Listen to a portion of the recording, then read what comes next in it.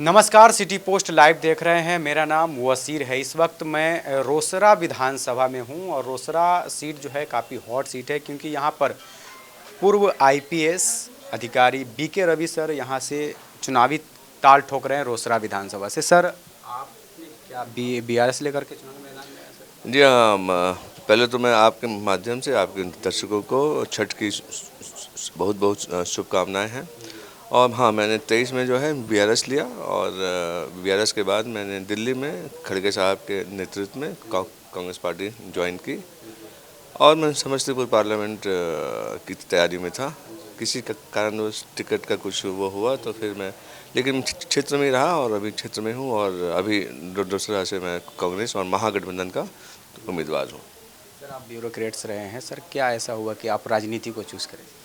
नहीं, देखिए कि मेरे पिताजी जो हैं वो कहते थे हमेशा कि ज़िंदगी में 3 चरण आते हैं, 3 स्टेजेस आते हैं।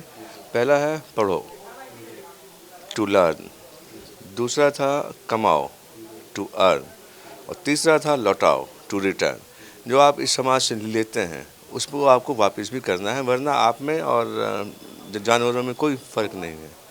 तो इसलिए वो चीज़ जो थी वो बार बार जो है हिट कर रहा था। और फिर मैं तमिलनाडु में काम कर रहा था तो जंगल में मोर नाचा कि किसने देखा। तो मेरे को ऐसा फील हुआ कि मैं जाऊँ, वापस जाऊँ, जो मेरा जड़ है, जो मेरी जन्मभूमि है, वहाँ जा कर के मैं काम करूँ और जो जिस समाज से मैंने कुछ लिया है उस समाज को मैं वापस करूँ। तमिलनाडु थे लेकिन बिहार आए। हाँ, बिहार आऊँ क्योंकि मैं बिहार का हूँ। तमिलनाडु मेरा कैडर रहा है तो वो मैं छोड़ के आया, बीआरएस लिया और फिर मैं बिहार में हूँ क्योंकि ये मेरी जन्मभूमि है। इसी को अब कर्मभूमि बनानी है। कांग्रेस को चुनने का कारण क्या हुआ कांग्रेस को सर आपने? देखिए, कांग्रेस वो पार्टी है जिसने आज़ादी दिलाई आपको। जब कांग्रेस ईस्ट इंडिया कंपनी जब यहाँ राज कर रही थी, डिवाइड एंड रूल कर रही थी, तो तब उन्होंने विरोध किया, स्वतंत्रता आंदोलन हुआ और इस देश को आज़ाद कराया।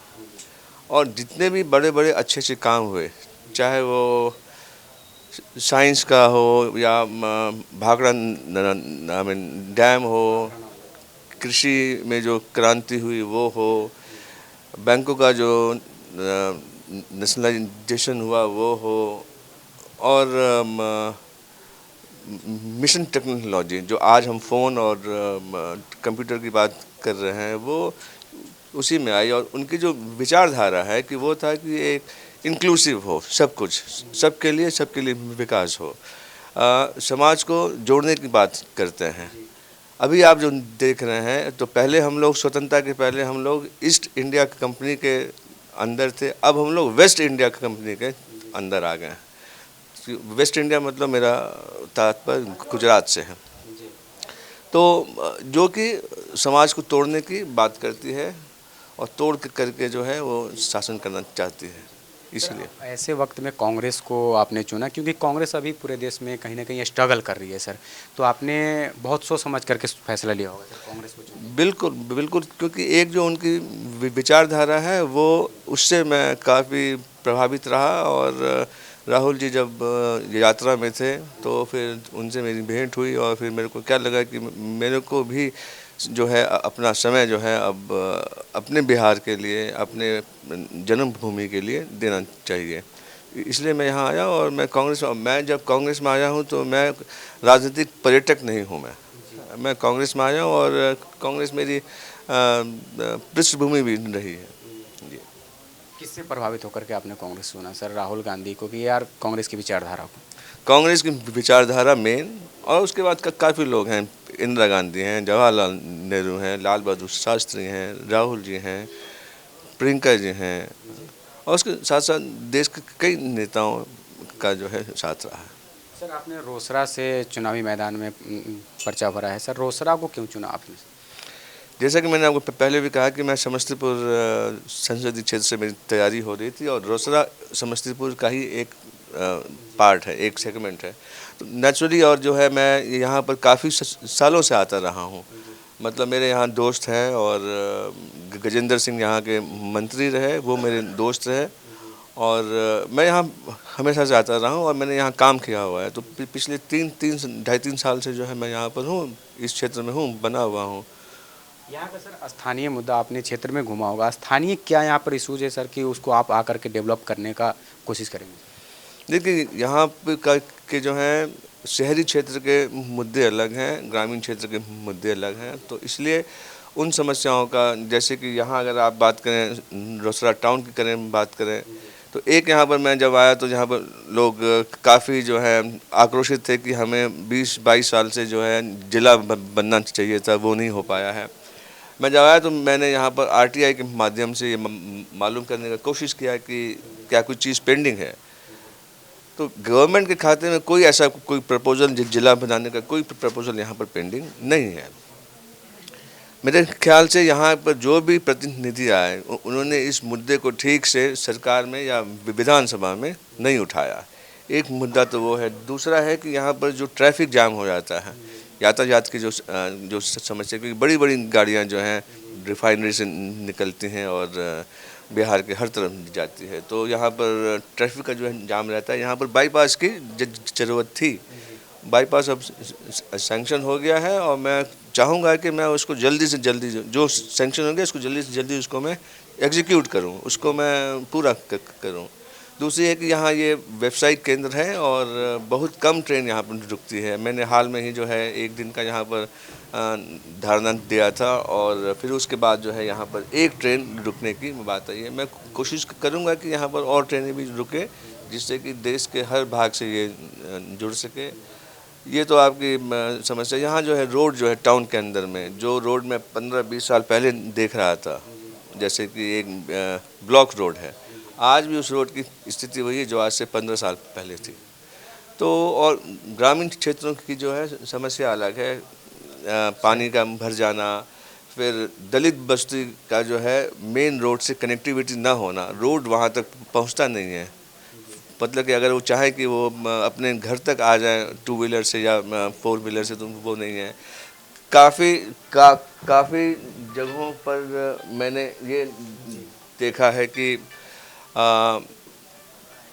जो आपका हर घर जल योजना जो है, नल जल का सर, हाँ, वो लगा हुआ है, पानी नहीं आ रहा है। एक यहाँ पर पंचायत, ये गांव है काजी डुमरा, वहाँ मैं करीब 7-8 वार्डों में गया, सब कुछ लगा हुआ है, लेकिन जो है पंप सेट काम नहीं कर रहा है। पानी का जो है लेवल काफ़ी नीचे चला गया है, लीकेज भी है और पानी का लेवल भी नीचे आ गया है। तो पानी नहीं आ रहा है तो वो कहाँ से देंगे, और पानी का जमावड़ा रोडों पर। सर मेरा सवाल यही था, ये सुरक्षित सीट है सर, यहाँ से आप जो निचले तबके के लोगों के पास जाते हैं जो बहुत ही पीछे रह गए हैं सर, उनके लिए क्या कुछ सर आपके मैनिफेस्टो में? पहला तो कि जिनके पास बासडी नहीं है उनको बासडी का मुहैया करना, जबकि कानून है कि सब भूमिहीन को बासडी दिया जाएगा। दूसरा जो है उनकी रोड की कनेक्टिविटी। तीसरा है कि पानी वहाँ पर पहुँचे। जब तक आप बेसिक चीज़ नहीं देंगे तब तक क्या होगा। लेकिन अब यहाँ जो मैं घूम रहा हूँ, मैं देख रहा हूँ कि यहाँ पर जो है क्राइम जो है काफ़ी ज़्यादा है। अभी हाल में ही मतलब कि एक कटा हुआ जो है एक बॉडी मिली, सर अलग था और बॉडी अलग थी। एक दलित लड़की के साथ जो है सामूहिक बलात्कार हुआ। ऐसे काफ़ी केसेस है। तो यहाँ मैं ये देख रहा हूँ कि क्राइम बहुत ज़्यादा है और लॉ एंड ऑर्डर और ड्रग्स का भी जो है सेवन यहाँ काफ़ी है। तो उन चीज़ों पर भी जो है ध्यान देना पड़ेगा। जी, आप खुद रहे हैं पुलिस महकमे में सर, क्या ऐसा आप करेंगे आपकी जीतने के बाद कि सर यहाँ पर जो कुछ क्राइम हो रहा है या बच्चियों के साथ हो या फिर और भी आम लोगों के साथ जो घटना हो रही है उसको कैसे कम किया जाए? देखिए, एक तो ये है, आपको समाज में एक डर डालना होगा कि जो काम गलत है वो काम नहीं करना चाहिए, और अगर ऐसा कोई रिपोर्ट होता है तो जल्दी से जल्दी इन्वेस्टिगेशन हो, चार्जशीट फाइल हो, स्पीडी ट्रायल हो, कन्विक्शन हो। अगर कन्विक्शन हो जाता है तो वो भी एक मैसेज जाता है कि ये काम खराब, इसमें करने से।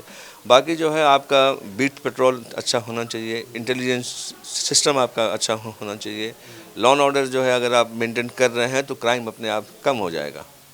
सर बिहार में एक सबसे बड़ी समस्या होता है और सभी पार्टी जो है ये आवाज़ भी उठाती है पलायन का सर।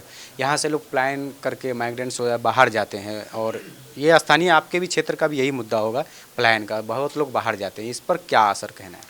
देखिए, मैं ये कहूँगा कि पलायन जो है दो तरह का है। एक तो शिक्षा के लिए है, दूसरा जो है रोज़गार के लिए है। मैं भी पटना कॉलेज से पास आउट हूँ और उस समय जो है पटना कॉलेज का परफॉर्मेंस चाहे यूपीएससी हो या बैंक सेक्टर में हो काफ़ी अच्छा होता था, लेकिन फिर भी मुझे दिल्ली विश्वविद्यालय जाना पड़ा क्योंकि उतनी सुविधाएं, उतना माहौल यहाँ नहीं था। सेशंस जो है लेट हैं यहाँ पर। आपको मेरा बैच 82 होना चाहिए था, लेकिन मैं 85 में पास आउट किया, तो मैं एक साल तो मेरा चला गया। वैसे ही स्थिति आज भी मुझे ही पता है सेशन लेट होता है। हाँ, लेट होता है, तो उसमें आप जो है छात्रों का, युवाओं का एज खा जाते हैं, आप उनकी उम्र को आप खा जाते हैं।